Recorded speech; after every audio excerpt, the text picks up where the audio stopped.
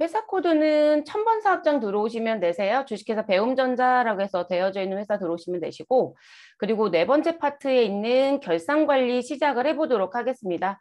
결산관리는 3개 챕터로 구성이 되어 있고요. 첫 번째 챕터는 고정자산 등록과 감가상각과 관련된 부분이 들어와져 있으시고, 두 번째는 결산에 대한 프로세스라고 해서 저희가 앞에 재무회계 배우실 때 결산 때 해야 되는 분계를 배웠어요. 그러니까 당좌자산에서 저희가 배웠던 것 중에 내가 유가증권을 가지고 있으면 기말 때 공정가치를 평가해야 된다. 그것도 결산 때 해야 되는 거고, 그리고 내가 지출했던 보험료 중에 미리 지급한 성급이 있으면 성급 비용 계상하셔야 되고, 내가 기간이 경과가 됐는데 아직 못 받은 수익이 있었다 그럼 미수수익 계상하셔야 되고, 뭐 이런 얘기들 했었죠. 그리고 가지고 있었던 채권에 대해서 미래에 못 받을 위험성에 대한 부분에 대해서 회계처리를 하자. 그러면 대손을 설정한다. 이런 부분들. 그게 다 결산 때 하시는 행위예요. 근데 그 결산이 이 순서가 있더라는 거죠. 그래서 그 순서에 맞춰서 진행되는 결산을 진행할 거예요. 그리고 이 결산이라는 부분은 결산 수정 분계를 의미하는 쪽이고요. 그게 끝나면 재무제표가 마무리가 돼야 되겠죠. 그게 세 번째 챕터에서 재무제표 작성으로 넘어갑니다. 그래서 그렇게 순서가 구성이 되어 있고 네 번째 파트가 끝나지면 다섯 번째 파트는 우리가 기존에 부가가치세 쪽에서 진행했었던 메인 매출장 그리고 뭐 세금 계산서라든지 계산서 현황 그리고 지금 부가가치 쪽에 가시면 부가가치세 신고서랑 세금 계산서 합계표에 대한 내용은 보고 들어오셨어요. 근데 그거 말고도 내가 입력한 정보가 전기라는 행위에 의해서 사실상 프로그램 쓰면 전기는 여러분이 안 하신다고 했죠. 자동으로 넘어가니까. 근데 어찌됐든 전기라는 행위가 자동으로 이루어져서 장부에 반영이 돼요. 그러면 기본적인 원장은 총계정 원장인 거고 그 총계정 원장을 도와주고 있는 장부들이 뭐 거래처 원장이라든지 계정별 원장이라든지 뭐 현금 출납장 이런 장부들이 있겠죠. 이 장부가 실제 업무에서 필요하거든요. 그래서 이제 이런 부분들을 조회해서 금액 찾기를 시험 문제 낸다라고 보시면 되세요. 그래서 AT는 사지선다로 내서 1, 2, 3, 4라는 것 중에 하나 찾아서 답안을 수록시켜 주시면 되시고 그리고 이제 지금 전산이라는 시험은 답안을 누르는 버튼이 있어요. 그 버튼을 누르면 뭐가 보여질 거냐면 거기다 숫자를 써라라고 하면 숫자를 쓰는 칸을 만들어줘요. 그럼 거기다 기입을 하시는 거고 그게 이제 다른 점이라고 보시면 되겠습니다. 그리고 여기서만 내는 건 아니고요. 결산 재무제표 쪽에서도 기존의 자료랑 지금의 자료랑 비교하는 거 또는 우리 왜 통합계정 과목 배우셨던 거 있으시죠? 현금이 현금성 자산 그러면 재무상태표에 들어가셔서 현금이 현금성 자산을 찾아서 금액을 합산시켜 주셔야 되겠죠. 근데 그 찾는 부분에 대한 문제를 낸다거나 이제 그런 조회 문제가 같이 나올 수 있다라고 보시면 될 것 같아요. 그래서 거기까지 끝나지면 그냥 흘러가는 전체적인 내용은 다 끝나지는 부분입니다. 그러면 고정자산 등록 및 감가상각이라는 것부터 들어가 볼게요. 여러분들 재무회계 배우실 때 내가 유형자산이라든지 무형자산을 가지고 있으면 보고기간 종료일이라고 하는 12월 31일에 무엇을 하셔야 된다. 내가 사용한 기간에 걸쳐서 감가상각이라는 걸 한다. 이런 걸 얘기했었죠, 여러분. 그러면 그 감가상각을 하기 위해서는 내가 가지고 있었던 자산을 무엇하시고 등록을 먼저 하는 거고요. 등록된 정보를 가지고 감가상각을 자동 계산합니다. 근데 이게 이제 이론에서는 우리한텐 정액법으로 감가상각비를 계산해봐라. 정률법으로 감가상각비를 계산해봐라. 이렇게 얘기를 하는 거죠. 근데 실제 현실에서는 안 한다는 거죠. 손으로 계산하는 게 아니라 이렇게 고정자산 및 감가상각이라는 메뉴 쪽에 있는 요 내용을 가지고 활용하더라는 거죠. 그래서 실무자들은요. 우리가 감가상각이란 부분에 대해서 되게 가볍게 생각하시는 분들 되게 많아요. 아니 그거 프로그램 가면 금액 다 나오잖아요. 이렇게 얘기를 해요. 근데 중요한 건 뭐냐면 내가 고정자산 등록을 올바르게 했느냐라는 게 중요하세요. 그러니까 프로그램을 쓸 때 항상 조심할 건 고정자산 등록에 등록하는 자료가 여러분들이 실제 회계에서 배웠던 원리대로 입력을 하셔야 되거든요. 그 입력 정보가 잘못되면 당기에 상각해야 되는 감가상각비 금액이 다 뒤틀려서 나온다고 보셔야 돼요. 그리고 여기에서 산출한 감가상각비가 내가 결산에 반영하는 금액이 되거든요. 그러면 여기 정보 입력이 잘못되어 있으면 당연히 결산에 반영하는 금액도 잘못된다는 얘기가 되겠죠. 그래서 프로그램은 항상 프로그램 구동에 대한 특징이라든지 이론적인 내용들을 제대로 맞춰서 잘 넣어주셔야 된다는 거. 그거를 조금 숙지해 주셨으면 좋겠고요. 시험 취지를 좀 말씀을 드리면 전사는 고정자산 등록 문제를 잘 안 냅니다. 1년 6번 시험 볼 때 한 번 낼까 말까 그 정도 빈도가 낮아요. 매우 낮은 쪽이고요. AT는 그래도 내려고 노력을 합니다. 근데 저는 시험에선 내줘야 된다고 보는 쪽의 사람이에요. 왜냐면 시험에서 안 내니까 고정자산 등록하라고 하면 등록이 엉망진창이 되세요. 그러니까 등록 자체가 자꾸 뒤틀려서 돌아다니고 있다는 거죠. 그러면 문제가 되실 수 있어요. 그래서 실제 등록을 하실 수는 있으셔야 된다라고 갖고 가셔야 될 것 같아요. 그리고 저희가 유형자산 배울 때 신규 취득했을 때 자본적 지출이 있었을 때 어디다 넣으라는 얘기 벌써 해드렸었고요. 그리고 내가 가지고 있었던 자산을 무엇했다라면 처분했다라면 반드시 고정자산 등록에 와서 나 양도했어요, 폐기했어요 라는 걸 꼭 넣어달라는 얘기도 해드렸었어요. 그리고 일부만 무엇하기도 한다? 폐기하기도 한다. 양도하기도 한다. 그것도 입력하는 자리가 있다라는 얘기도 해드렸었죠. 그게 실제 여러분들 갖고 가야 되는 중요 사실이에요. 그 부분이 뭐 시험은 내면 그만이고 안 내면 그만이고 이렇게 가겠지만 업무는 그렇지 않으시니까 무조건적으로 쓰는 메뉴예요. 그렇게 보셔야 될 것 같고요. 그러면 감가상각 부분에는 지금 이론적인 얘기 그대로 써 있겠죠. 우리가 갖고 있는 유무형 자산에 대해서 감가상각이라고 하는 것은 우리 원가를 취득한 원가를 말하겠죠. 사용한 기간에 걸쳐 비용으로 무엇하는 거? 배분하는 절차를 우린 감가상각이라고 한다. 그리고 이 배분하는 것도 내 마음대로 하는 게 아니라 뭐라고 얘기한다. 고정자산의 취득 원가를 경제적 효익을 받는 기간에 걸쳐 체계적이고 합리적으로 배분하는 과정이다. 이렇게 얘기하죠. 이게 이론 문제 풀다 보면 계속 나오잖아요, 여러분. 네, 그 내용입니다. 자, 그리고 감가상각 팁박스에 가서 보시면 순서가 있어요. 요거는 작업의 순서. 그러면 저희는 무슨 부분, 전표 처리에 의해서 고정자산 취득 자료가 있었다. 그러면 그 해에 고정자산 등록이라는 메뉴에 들어와서 등록을 가장 먼저 해주시고, 그리고 그 정보는 어디에? 우리 결산 재무제표 쪽에 가면 결산자료 입력이라는 메뉴가 있어요. 이 메뉴에 자동 반영할 수 있는 기능이 있습니다. 우리가 직접 가서 손으로 넣어도 되지만 자동 반영 기능이 있으니까 그 자료를 불러다가 자동 반영을 하시고, 그리고 결산자료 입력에서 전표 추가라는 버튼을 누르면 우리는 일반 전표 회계기간 종료일은 2회사는 12월 31일이죠. 12월 31일자에 무엇이 될 것이다. 차변의 감가상각비, 대변의 감가상각 누계, 그리고 무형자산은 우리 차변의 무형자산 상각비, 대변에 해당된 무형자산이 감소되는 분계가 자동 형성이 됩니다. 그래서 이 작업의 순서를 숙지를 좀 하시는 게 좋겠고, 시험은 이렇게 안 내요, 여러분. 시험은 이 결산 분계만 자꾸 내요. 그러니까 결산 분계만 내니까 고정자산 등록이 시험지에 없다라는 거예요. 그리고 감가상각비를 무엇해라? 결산에 반영해라. 그러니까 대부분들이 여기에 들어가서 우리 비품의 감가상각비가 100이라고 했다. 그럼 비품란에 100 넣어주고, 우리 건물의 감가상각비가 50이라고 했다. 그럼 50을 넣어주고, 그리고 여기서 전표 추가하고 끝내는 걸 계속해요. 현실은 그렇게 하는 경우는 없어요, 여러분. 이렇게 하시는 게 맞는 거예요. 이 순서대로 갑니다. 이 순서대로. 그래서 여기 가서 직접 넣는 게 문제가 아니라 고정자산 등록 없이 그냥 갈 수는 없어요. 그리고 이 고정자산 등록 자료는 결산만 쓰는 게 아니고요. 법인세 신고하실 때 아니면 소득세 신고할 때 우리 고정자산, 보유자산에 또는 양도자산에 대해서 신고를 같이 하게 되어 있어요. 그러니까 고정자산 등록을 안 하고 넘어가는 경우는 없다고 보셔야 되세요. 그래서 팁박스를 써드린 거고 시험은 주는 대로 그냥 가시라는 거고요. 자, 그럼 저희는 고정자산 등록부터 시작을 해보도록 하겠습니다. 고정자산 등록은 고정자산 및 감가상각이라는 메뉴 하위로 등장이 됩니다. 그리고 우리는 일단 열어놓고 갈게요. 고정자산 및 감가상각에 가셔서 고정자산 등록이라는 메뉴를 클릭해 주시고 그러면 메뉴가 오픈이 되겠죠, 여러분?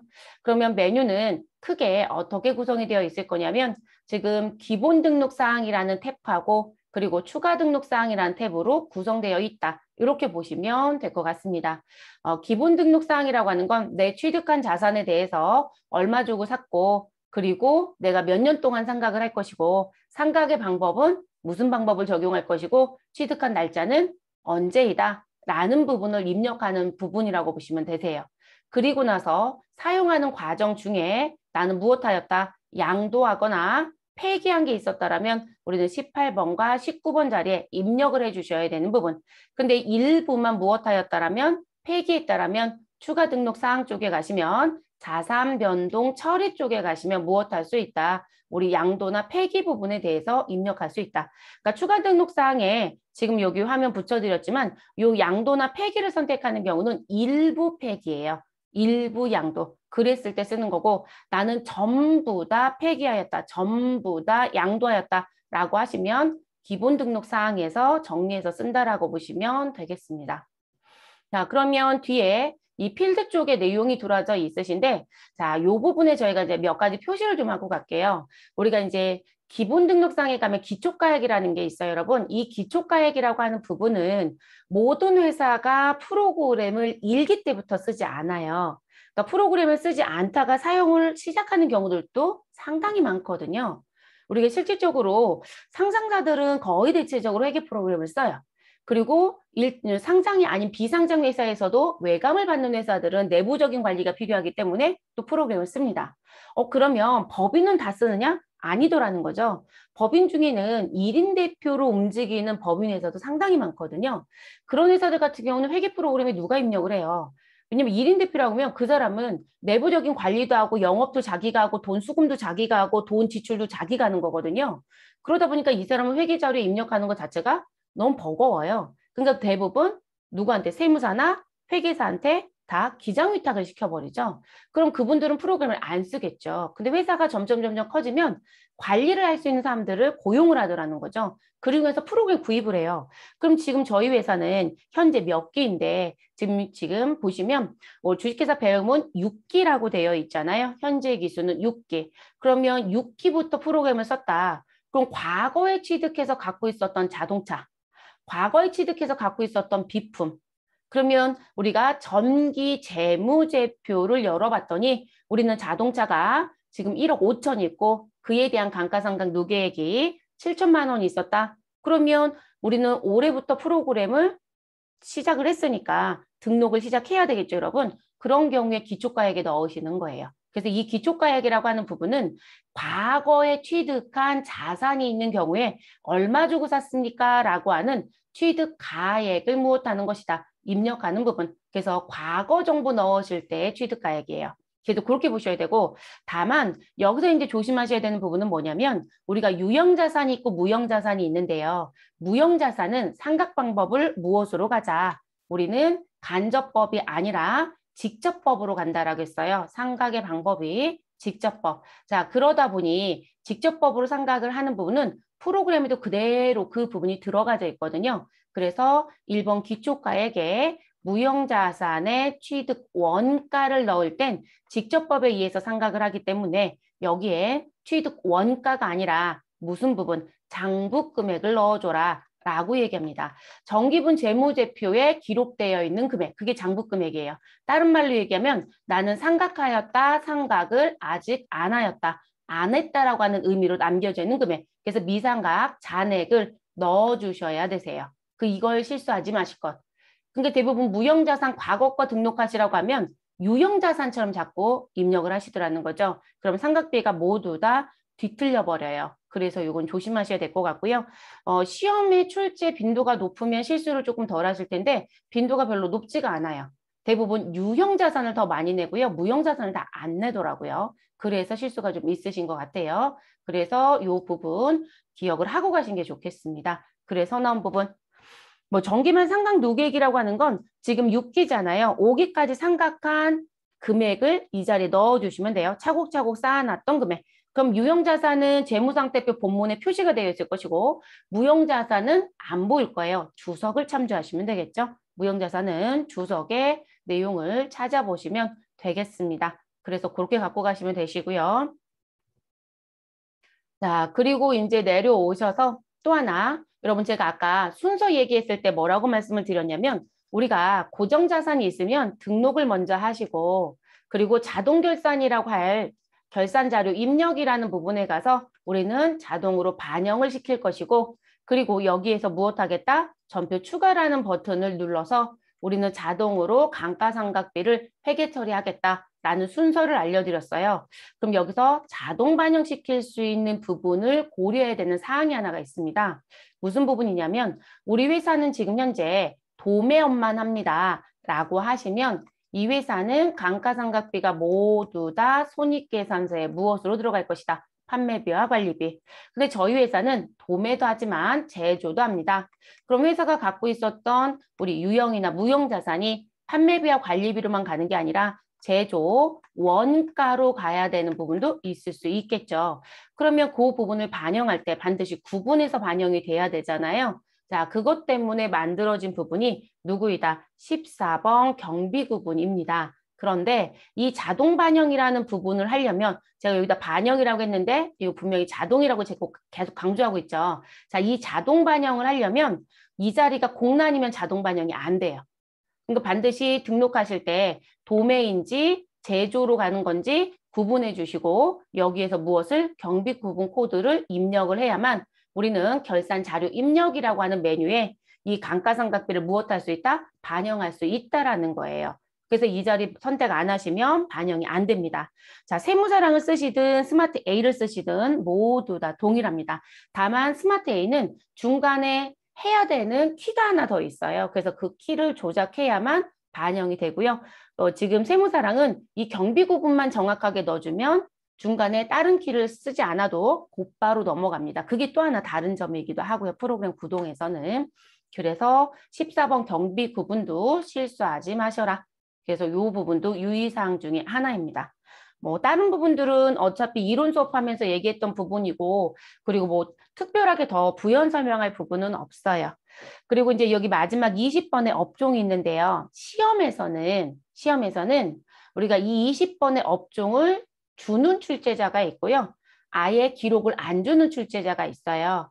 근데 이 업종이라는 부분은 법인세 신고할 때 당신이 갖고 있는 이 자산이 건축물에 속하는 자산인지 기계장치에 속하는 자산인지 그렇지 아니한 자산인지 그리고 무형자산인지 이렇게 구분해서 신고를 하게 되어 있어요. 그리고 업종별로 관리하는 또 일종의 그룹화시키는 코드가 있고요. 그래서 그거를 묶어서 신고하게 되어 있거든요. 그래서 법인세 신고할 때는 20번의 업종 코드가 빈란이면 안 돼요. 근데 우리는 지금 법인세 신고하는 게 아니라 회계적인 입장에서 고정자산 등록하고 감가상각비 산출해서 결산 때 반영하겠다는 걸 지금 배우는 거잖아요. 그러니까 시험에서는 출제자가 안 주기도 하더라는 거죠. 근데 업무에서는 반드시 넣어야 된다라고 기억하시고 세금 신고 시 감가상각비 조정과 관련된 부분에 반영되는 부분이다. 이렇게 알아두시면 좋을 것 같습니다. 자, 그러면 저희 실무예제 나와져 있는 거 같이 등록해 볼게요. 자, 다음 자료를 주식회사 배움전자 회사코드 1000번에 등록해달라라고 얘기했습니다. 그리고 건물부터 개발비까지 내용이 둘러져 있고요. 그러면 이 요건 맞춰서 저희는 등록하면 됩니다. 자, 여러분한테 하나 안내해드릴 부분은 여러분들이 결산하실 때요. 지금 저희는 프로그램도 처음 쓴다는 과정하에 1000번 사업장 만들고 들어온 상태예요. 그리고 정기 재무제표 또 단계 취득한 게 이런 게 있어서 이렇습니다. 그냥 결론을 내놓고 늘어가는 거거든요.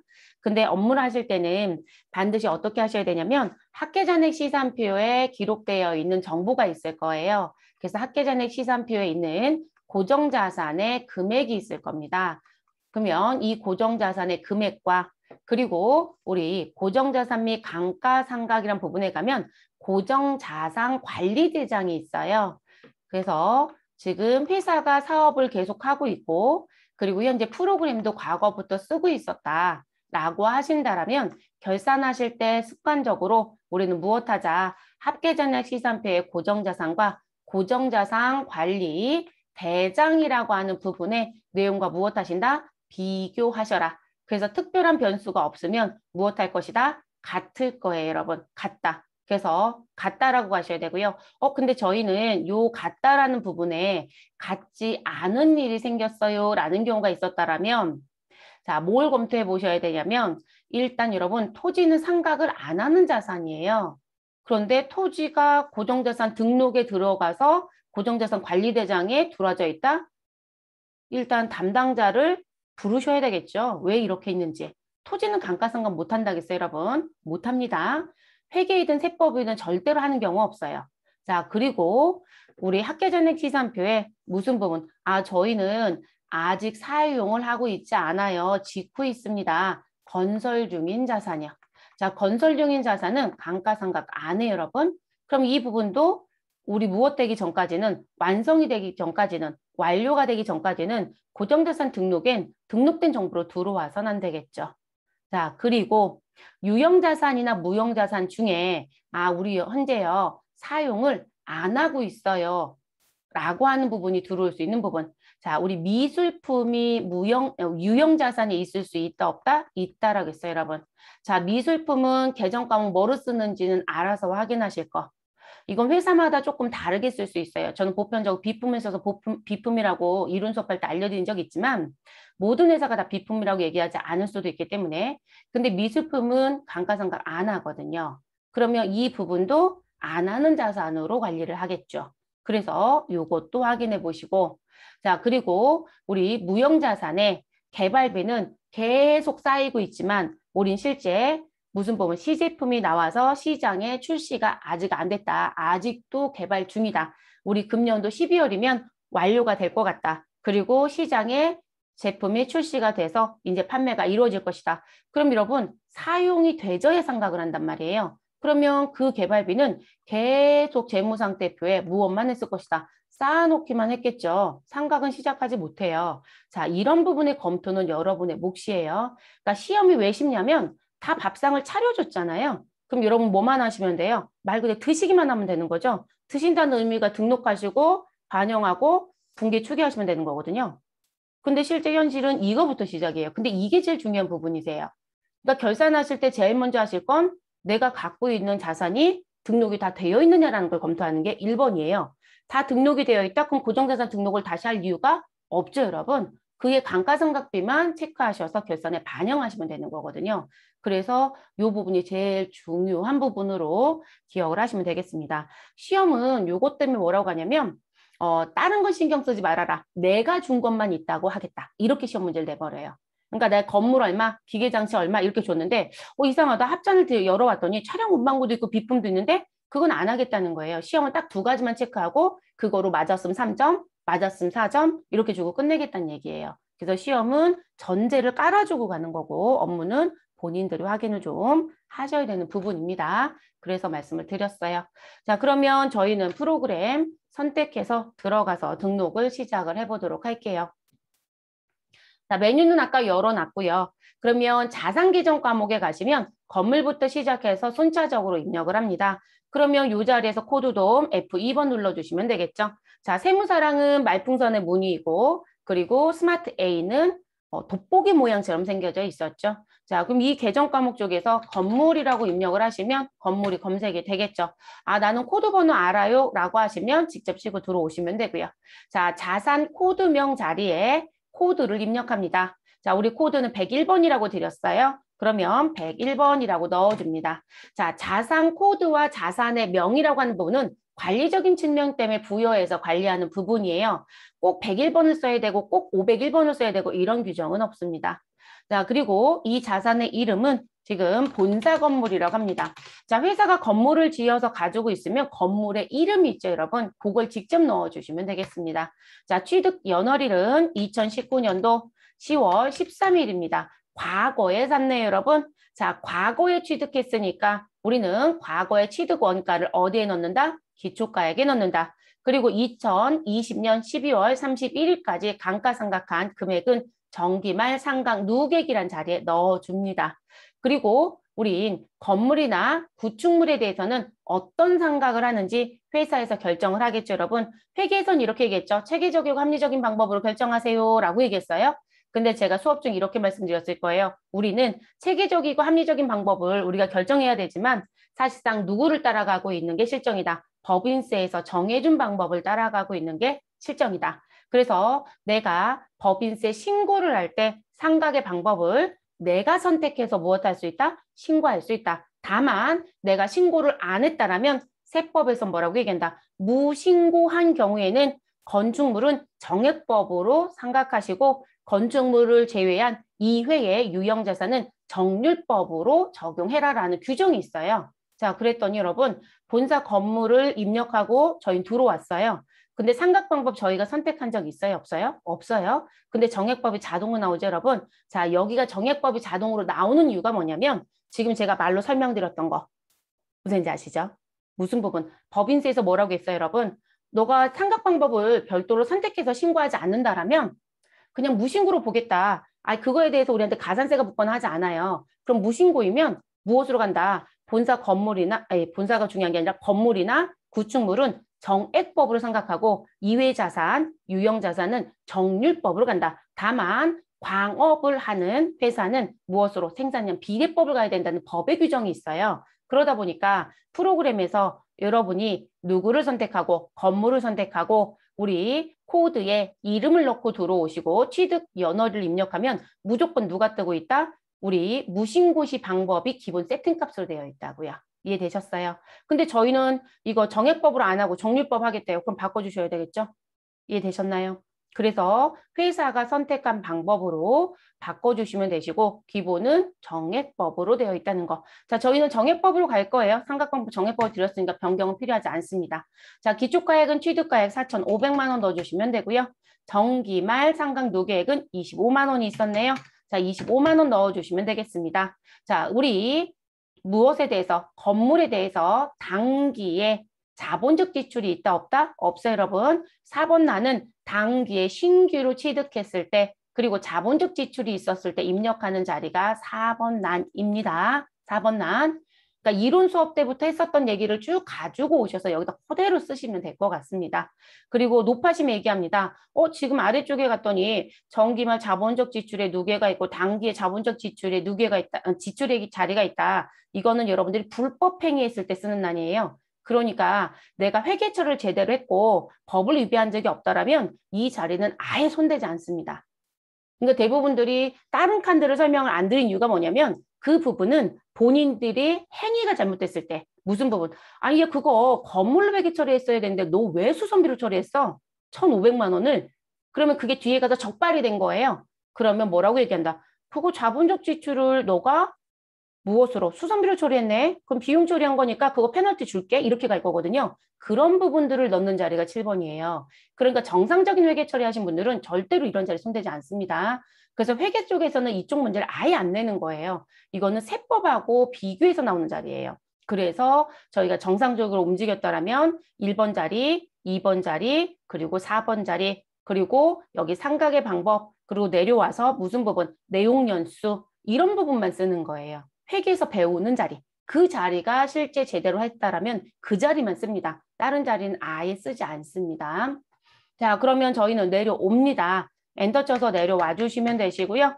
그리고 내용 연수에 가셔서 우리는 몇 년 동안 상각을 하겠다. 20년. 자, 이 부분도 여러분 코드돔 F2번 눌러주시면요. 건축물은 이 자리에서 선택하라고 되어 있고요. 업종별 자산은 업에 따라서 이렇게 내용 연수 정해져 있다고 나올 거고요. 시험 연구용 자산은 이렇고 무용 고정 자산은 이렇고 연도가 나와져 있습니다. 자, 여러분 이거 알아두실 건 뭐냐면 여기 들어져 있는 기준 내용 연수의 도움표라고 들어온 건 법인세 조항을 세법에 맞춰서 넣어놓은 사항입니다.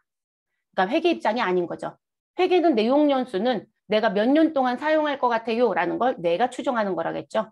그런데 우리 세법은 이 기간 내에서 결정이 된다는 규정이 정해져 있거든요. 그걸 가지고 정리합니다. 그럼 여러분 실무자들은 어떻게 할 것 같으세요? 법인세를 나도 모르는 사이에 다 따라가고 있죠. 그게 속편하거든요. 그래서 이거는 세법에 의한 조건이 들어와져 있는 부분입니다. 자, 저희는 20년 쓰겠다라고 했으니까 20년 선택하시고 확인 눌러주시면 되고요. 저처럼 이렇게 코드돔 눌러서 들어가셔도 되고 그냥 숫자 20을 치셔도 됩니다. 그러면 내용연수 20을 넣으면 이 부분을 우리 1년의 상각률로 환산해서 나옵니다. 그럼 여러분 1 나누기 20 하시면 0.05잖아요. 그래서 이렇게 상각률이 자동으로 들어옵니다. 그러면 지금 우리는 정액법입니다. 그리고 기초가액은 얼마? 4,500만 원. 그럼 4,500만 원을 20년으로 나누면 1년 동안 얼마씩 상각한다? 225만 원씩 상각한다. 이렇게 원리가 나와진 거겠죠. 그리고 금년도 같은 경우는 1월 1일부터 12월 31일 1년을 꽉 채웠어요, 여러분. 그래서 어디 보시면 지금 현재 내용연수와 상각률 되어 있는 11번 자리 가시면 여기 가로치고 월수라는 글씨가 나오죠. 여기가 12라고 들어오죠, 여러분. 이게 12달치 상각을 하겠다는 표현이 돼요. 근데 제가 지금 2019년도 10월 13일에 상황이었다면 여기가 12달로 안 들어와요, 여러분. 왜냐면 2019년도에는 10월 한 달, 11월 한 달, 12월 한 달, 그러니까 몇 달일까요? 3달치만 생각하는 거로 들어와요. 그래서 요 10이라는 의미가 그런 의미입니다. 그래서 이건 바뀌는 거예요, 여러분. 바뀝니다. 그래서 우리는 감가상각비에 대해서 세법상 인정되는 금액, 그게 12번 자리이고요.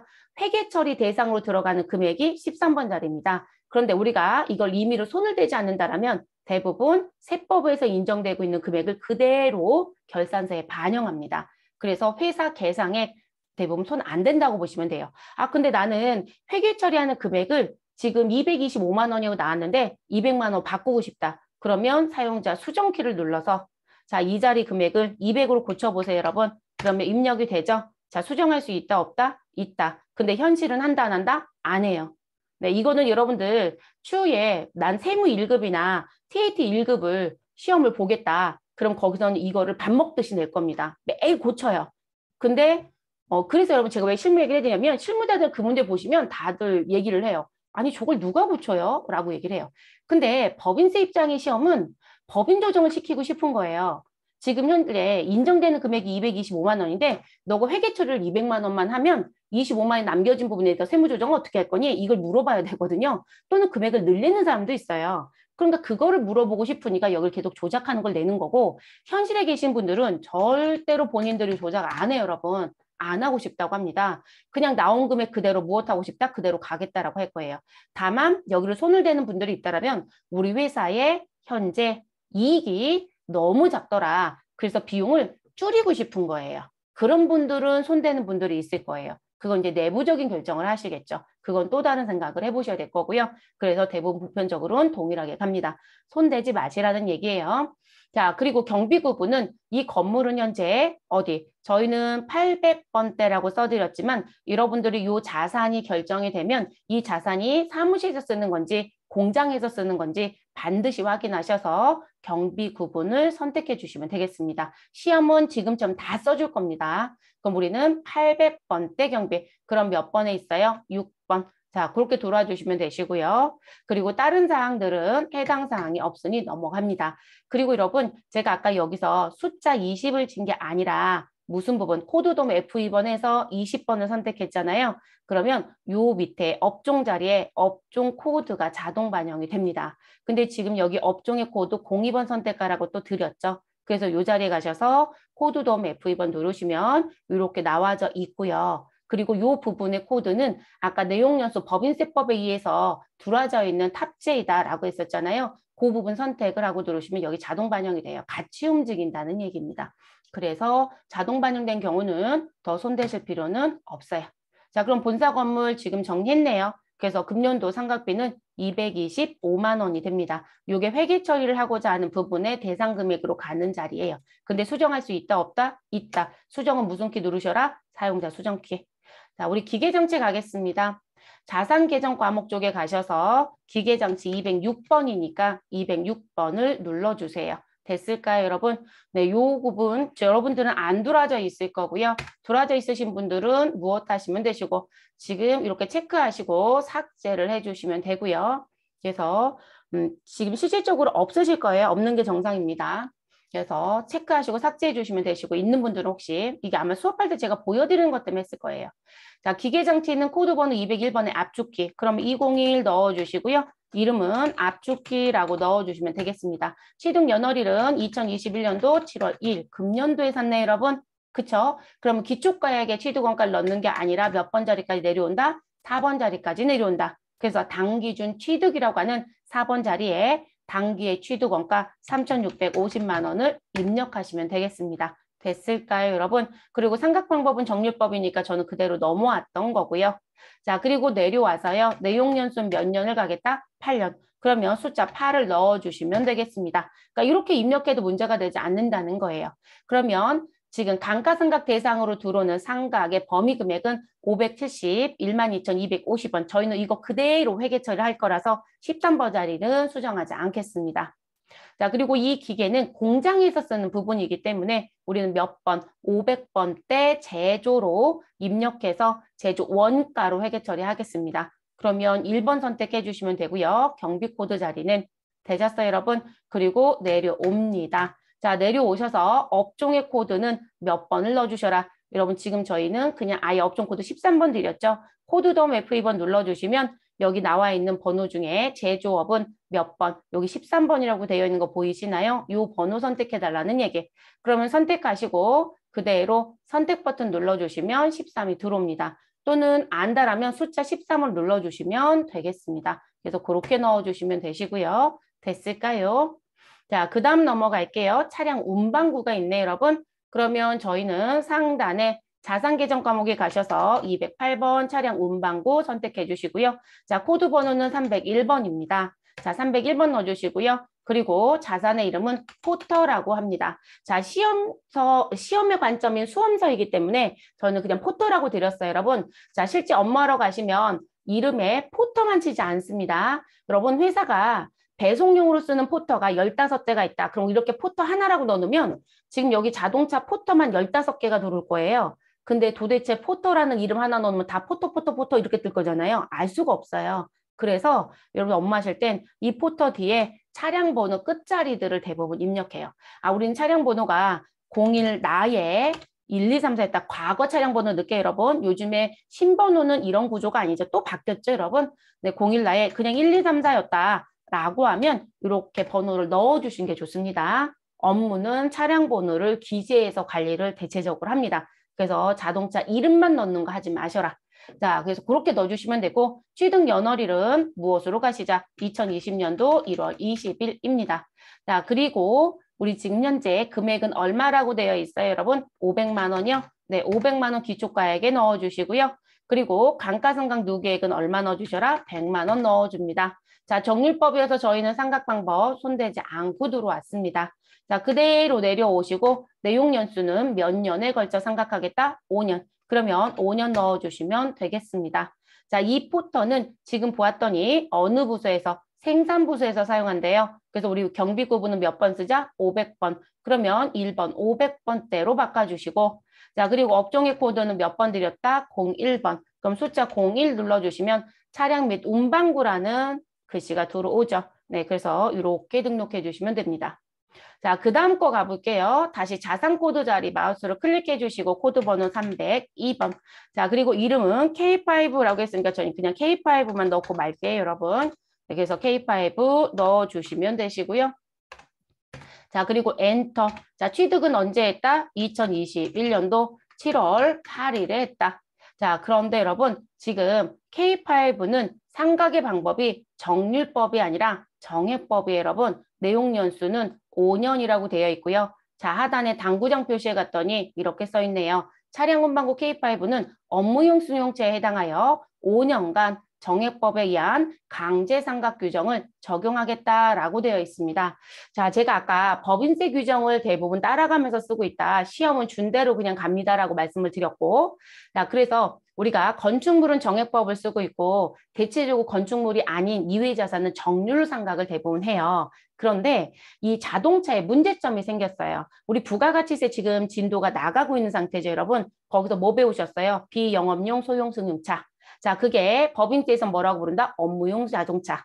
자, 이 업무용 자동차 또는 업무용 승용차로 부르고 있는 이 부분은 무슨 부분? 우리 1년 동안 지출하는 이 자동차에 대한 비용도 함도를 가지고 관리하겠다. 그래서 연간 1,500만 원까지만 무엇한다? 비용 인정한다. 근데 누구를 포함하여? 감가상각비를 포함해요. 감가상각비도 여러분 800만 원밖에 인정이 안 돼요. 그래서 제가 부가세 수업할 때 아마 2천만 원 얘기했을 거예요. 에코스 1억 주고 샀다라고 해서 5로 나누면 2천이다. 그럼 2천만 원 중에 얼마만 인정받는다? 800. 그럼 1,200만 원 비용 인정이 된다, 안 된다? 안 돼요, 여러분. 그럼 그거만큼 법인세 더 내셔야 된다는 얘기가 될 거고요. 방법은 없어요. 이제 조작은 못합니다. 가끔씩 여기를 손대시는 분들인데 손댔다가 법인세에서 다 사단 납니다. 법인세에서도 안 잡고 넘어갔다 뒤에 다 추징 들어올 거고요. 그래서 법인세 쪽에서 조정을 하셔서 마무리를 지셔야 되는 거지 회계 쪽에서 손대서 금액을 줄이는 행위는 절대 하지 않습니다. 그래서 그것 때문에 일부러 드린 부분이에요. 그리고 우리가 일반적으로 같은 자산이라면 상각의 방법과 내용 연수는 동일하게 가야 되는 게 맞아요. 회계든 세법이든. 근데 여러분 지금 보면 차량 운반구의 하나는 정률법의 5년이고 하나는 정액법의 5년이에요. 그러면 내용 연수는 같은데 상각 방법이 다르잖아요. 이건 문제가 있는 거예요, 여러분. 이렇게는 못해요. 내가 기계장치를 정률법으로 8년에 걸쳐서 상각하기로 했다. 그러면 어떤 기계든 다 그렇게 가셔야 된다고요. 한 회사에서는. 근데 지금 다르잖아요. 근데 단서 달아드렸죠. 이 부분은 강제 규정이 있기 때문에 내 마음대로 내용 연수를 늘리거나 줄이거나 상각 방법을 정률법으로 바꿀 수 있다 없다? 없어요. 그래서 현실에 가시면 차량 운반구는 이 업무용 승용차에 해당되는 자동차였다라고 하시면 정액법에 무조건 5년으로 상각을 하고 있을 겁니다. 그럼 등록할 때도 그렇게 맞춰서 하셔야 돼요. 그것 때문에 드린 부분.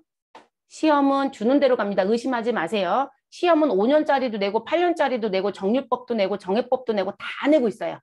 그러니까 법은 법이다라고 가는 거죠. 그러니까 회계 입장은 그냥 프로그램 구동 능력 테스트만 하고 싶은 거예요. 그래서 그 요건을 안 맞춰내는 출제자들이 있습니다. 그래서 그거는 신경 쓰지 말아주시고 이건 업무에서는 알아두셔야 되는 부분이어서 또 하나 기재를 했습니다. 자, 그럼 취득일자 넣었고요. 우리 삼각방법 바꿔야 되네요. 정률에서 무엇으로 바꾼다? 정액법으로 바꿔줍니다.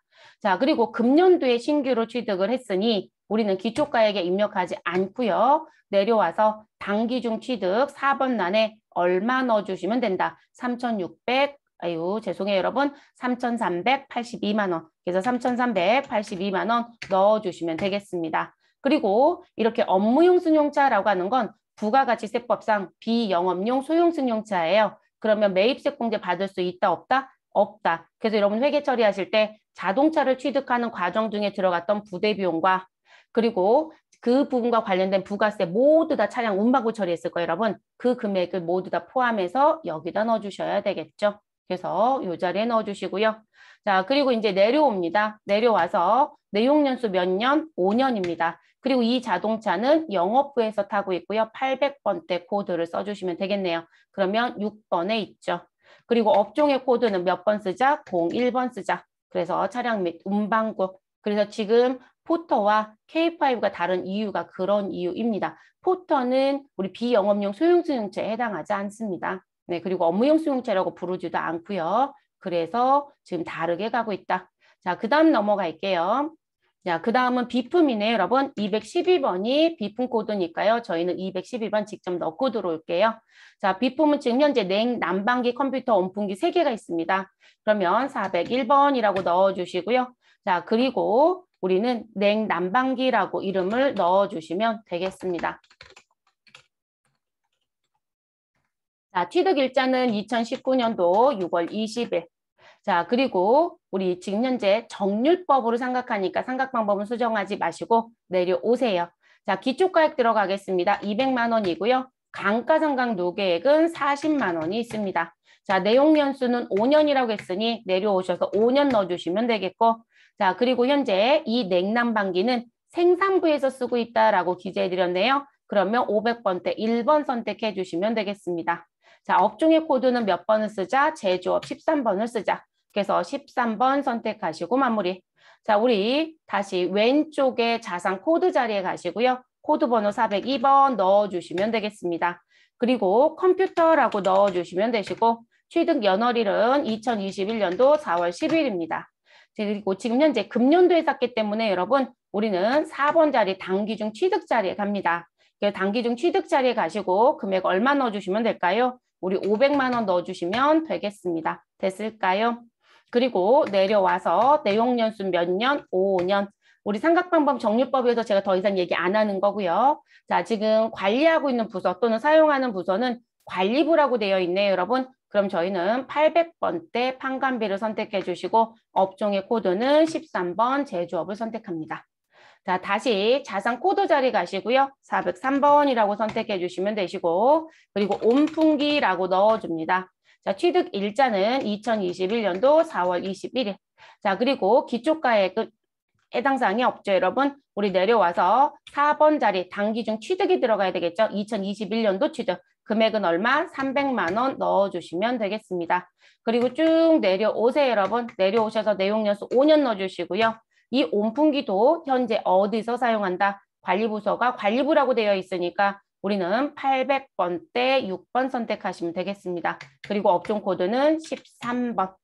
자, 그러면 더 하실 거 있어요? 비품에 대해서 할 거 없죠, 여러분? 그러면 지금 현재 이렇게 해서 입력이 끝났습니다. 그러니까 여러분 지금 보면 회사 계상에 있는 걸 회계 처리할 대상 금액을 가져갈 거라고 했잖아요. 사용대 수정키 눌러서 금액을 고치지 않으면 그러니까 자동으로 계산이 모두 다 되죠, 여러분. 그리고 여러분들이 회계에서 배웠을 때 정액법에 의한 상각 방법, 정률법에 의한 상각 방법 배우셨잖아요. 그 방식대로 계산이 완벽하게 나와요. 그래서 지금 입력하는 요령만 잘 터득해서 갖고 가시면 우리가 감가상각에 대한 건 업무적으로 사실상 제일 쉬운 업무 중에 하나예요. 그래서 등록만 잘 하실 것, 요건 맞춰서. 자, 우린 개발비도 하나가 있었어요. 개발비. 자, 그러면 개발비를 정리를 해볼게요, 여러분. 그럼 자산 계정 과목 쪽에 가셔서 코드 도움 저는 F2번 할게요. 전 개발비는 못 외워서요. 그러면 개발이라고 입력하시면 226번에 있다고 나오네요. 226번 입력해 주시면 되겠습니다. 자, 코드는 501번으로 관리하고 있고요. 그리고 우리 자산명은 개발비로 넣어달라고 하니 개발비로 넣어주시면 되겠습니다. 자, 취득 연월일은 2021년도 3월 6일입니다. 자, 그러면 여러분 우리 금년도 거니까 어디에 간다? 당기중 취득에 간다. 그래서 4번 자리에 가고 200만 원이라고 입력을 해주시면 되겠습니다. 그리고 내려오셔서 내용 연수는 5년으로 갈 거고요.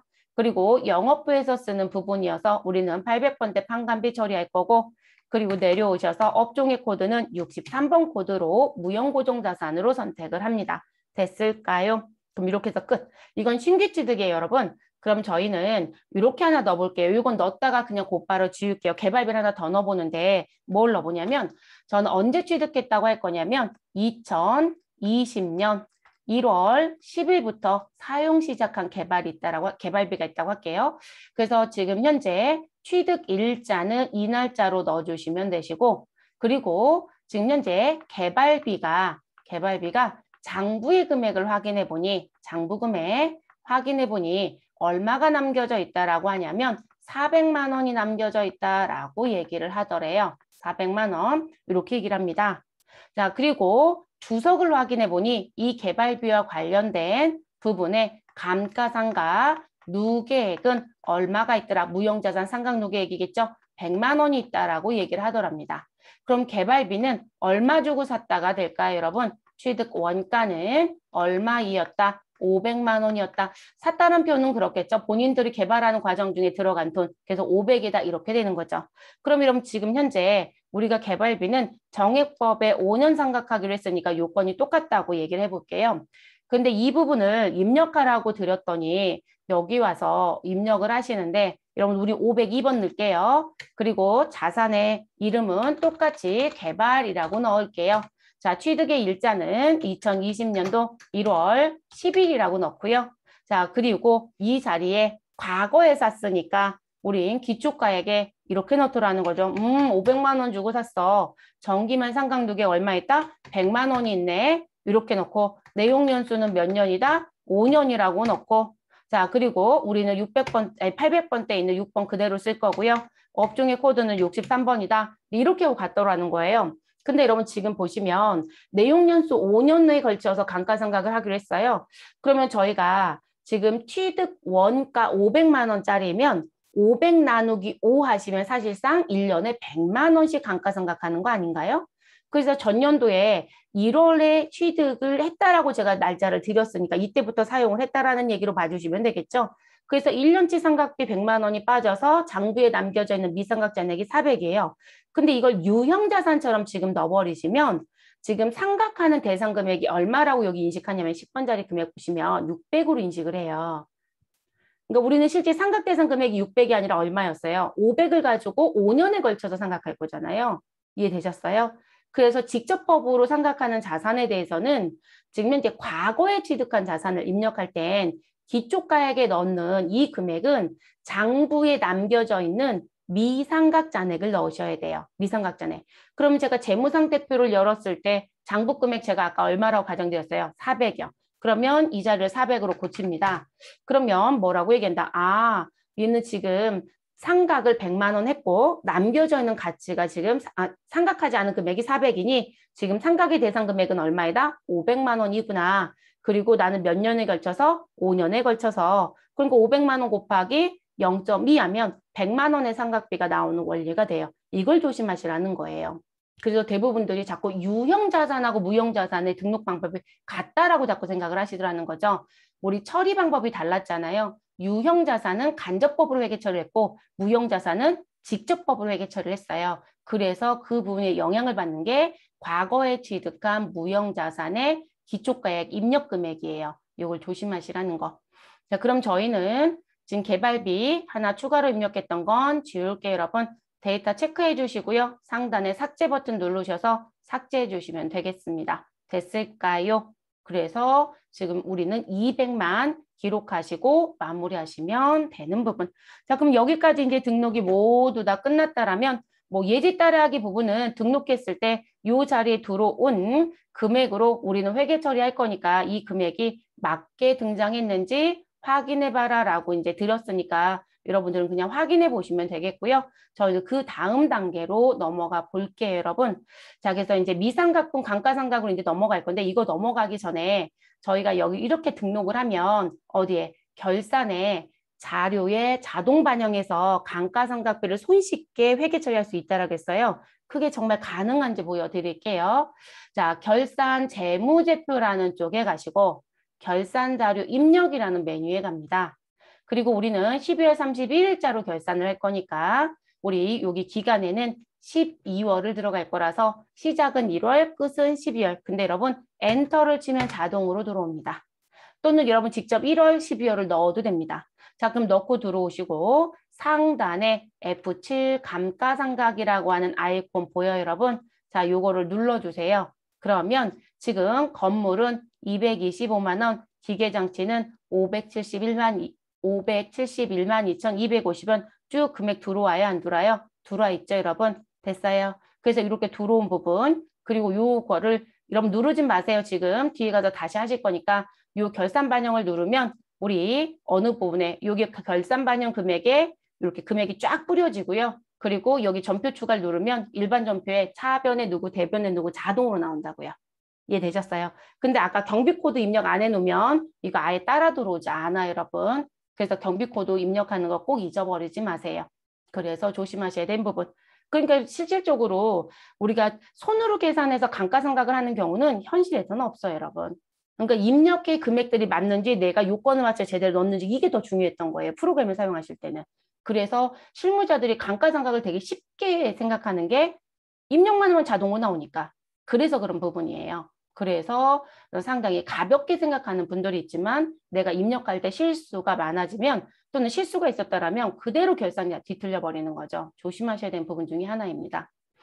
자, 다른 메뉴 보고 마무리할게요. 자, 미상각부 감가상각비라고 하는 건 내가 어디에서 우리 고정자산 등록에서 등록했던 이 부분에 대한 내용 중에 현재 무엇하고 있는 거, 나 지금 상각하고 있는 거 또는 내가 갖고 있는 거. 그럼 지금 현재 개발비든 어떤 자산이든 간에 나는 지금 현재 상각하고 있어요 라고 하는 건 상각이 끝나지 않고 회사가 사용하고 있고 계속 갖고 있는 자산이라는 얘기거든요. 그럼 그런 자산들은 모두 다 어디서 조회가 된다? 모두 다 미상각분 감가상각 명세서에서 조회가 됩니다. 그런데 저희는 자산 중에요. 일부를 팔았어요. 처분하거나 양도하거나 매각하거나 폐기하거나 이런 식의 내용들이요. 그러면 저희는 18번 자리나 19번 자리에 입력을 했거나 일부만 팔았다고 하면 추가 등록 사항에 자산 변동 쪽에서 입력한 부분이 있었다는 얘기겠죠. 그러면 그 부분에 의해서 일부가 밖으로 나간 상황이 됐다. 장부에서 제거되는 상황이 됐다. 언제? 금년도에. 그러면 어디에 간다? 양도자산 감가상각비에서 내역을 조회하실 수 있습니다. 그래서 3번과 4번에 써드린 이 미상각분과 양도자산의 의미는 현재 내가 갖고 있는 자산이란 의미로 보시면 돼요. 그리고 현재 상각하고 있다. 이런 부분. 그걸 미상각분 감가상각비라고 하고 그리고 양도자산이라는 건 우리 금년도에 폐기하거나 양도하였다. 당연히 프로그램의 요건에 맞춰서 입력을 했어야 됐겠죠. 이 내용이 들어가져 있는 부분을 확인한 부분. 그러니까 이 부분은 금년도에 조회가 된 건 다음 연도에 더 이상 고정자산 대장이 안 보여질 거고요. 팔았으니까 여러분 이해되시나요? 그리고 그 다음 연도 양도자산 명세서에서는 안 보여져요. 당연하죠. 전년도에 팔았는데요. 그래서 파는 해만 보여지는 서류입니다. 그럼 들어가 보시자고요. 자, 미상각본 감가상각비라는 메뉴 눌러주시고 그리고 안에 들어가셔서 내가 유형자산을 볼 건지 무형자산을 볼 건지 전부 다 볼 건지를 선택해 주시고요. 저희는 전체로 갈게요. 그리고 해당되는 계정 과목 입력하시면 됩니다. 그런데 엔터를 한번 쳐보세요, 여러분. 그럼 건물 들어오고요. 다시 엔터를 치면 개발비로 끝나죠. 그럼 결론적으로 지금 엔터를 치면 해당되는 자산 처음과 끝을 다 보여주는 거예요. 그래서 조회가 됩니다. 그럼 나는 지금 현재 건물이 있는데 800번대 경비구분 입력했고 금년도의 감가상각비는 225만 원이며 이런 상황들의 내용보가 모여져 있다라는 걸 일목요연하게 보여주는 부분입니다. 다만 미상각분에 대한 내용. 자, 그럼 메뉴는 닫아주시고 우리 어디 양도자산 감가상각비 우린 가서 조회해보면 자료가 집계가 될까요? 안 될까요? 안 될 겁니다. 왜일까요, 여러분? 저희는 양도나 폐기 날짜를 입력한 자료가 없었거든요. 그러니까 여러분 아무리 여기서 저 지금 엔터 계속 누르고 있거든요. 여러분 톡톡 소리 들리죠? 근데 내려가지 않죠. 자산이 없어요.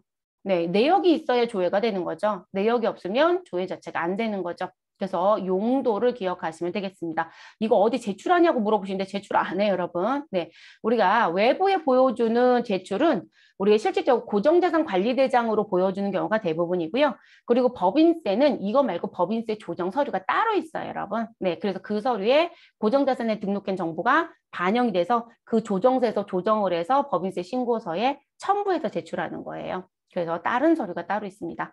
자, 고정자산관리대장은 아까 말씀드렸죠. 우리가 지금 제대로 등록이 되어 있는지를 확인해보자 라고 한다면 자, 학계잔액시산표에 갑니다. 결산재무제표의 학계잔액시산표. 자, 학계잔액시산표에 가셔서 12월 31일자로 조회를 합니다. 자, 그리고 유형자산, 무형자산이 모두 다 집계가 되어 있겠죠. 그래서 우리 유형자산의 전체 금액은 2억 9,262만 원이 있고 자, 무형자산의 금액은 우리 200만 원이 있다라고 얘기를 합니다. 그러면 이 유형자산의 금액과 무형자산의 금액이 무엇해야 된다고요? 고정자산관리대장을 조회했을 때 나오는 금액과 무엇해야 된다? 일치해야 된다고요. 잔액이라는 금액은 감가상각 누계액을 빼서 나온 금액일 거고 합계라고 하는 금액을 빼기 전 금액이라고 보시면 되겠죠. 그러면 고정자산관리대장을 열어줍니다. 됐어요, 여러분? 그러면 이렇게 열려있는 부분에 당신은 유형자산만 볼 거냐? 무형자산만 볼 거냐? 아니면 두 개의 자산을 다 볼 거냐? 라는 걸 선택하시면 되고요. 저희는 여러분 눈에 확 들어오는 애가 하나 있죠? 무형자산. 그럼 무형자산 선택하시고요. 무형자산 선택해 주시고 자산의 구분에 가시면 전체를 다 볼 건지 미상각을 볼 건지 양도만 볼 건지 폐기만 볼 건지 올해 새로이 취득한 것만 볼 건지 또 선택이 가능합니다. 저희는 어차피 자산이 하나밖에 없어서 전체로 갈 거고 계정 과목은 그냥 엔터에서 그냥 들어가겠습니다.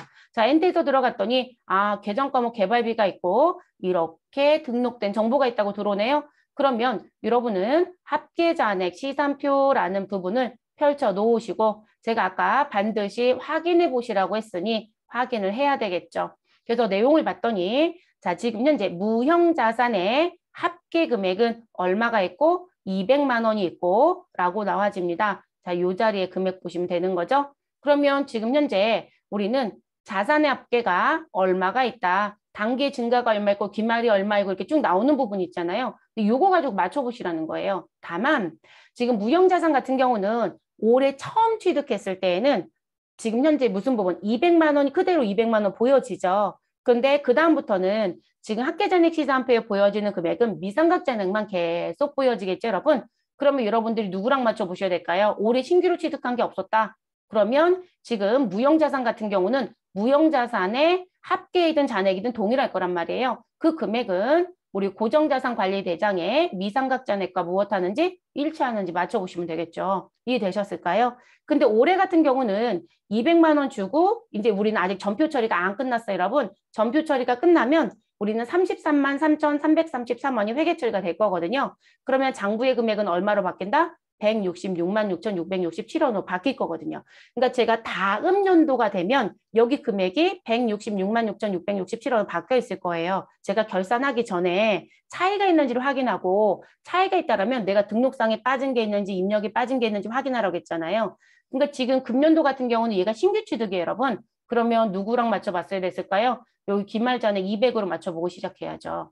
그러니까 이것도 보는 요령이 조금 필요한 건 있어요. 그래서 지금 금액이 일치하는지 확인해 보시고 일치하지 않는다라면 그 내용까지 무엇 하셔야 된다? 찾아야 돼요. 찾고 정리가 시작을 하셔야 돼요. 시험은 그건 다 생략입니다. 그거 낼 수는 없어요. 너무 어려워요, 여러분. 어렵고 그걸 시험에서 점수를 어떻게 줄 건데요? 줄 수가 없잖아요. 그래서 실제 거의 내고 있지 않는 실정이에요. 그런 걸 좀 알아두실 거.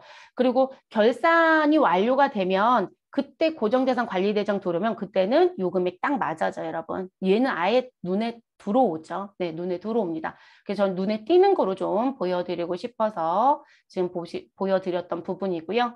그리고 유형 자산으로 바꾸시고 자산을 무엇 하셔라. 우리 전체로 놓으시고요. 계정 과목 입력을 안 할게요, 여러분. 그리고 저희 건물만 볼게요. 지금 현재 건물 같은 경우는 기초가액이 4,500이고요. 감가상각비가 225만 원이고 미상각장려 남을 금액이 4,250이라고 되어 있어요.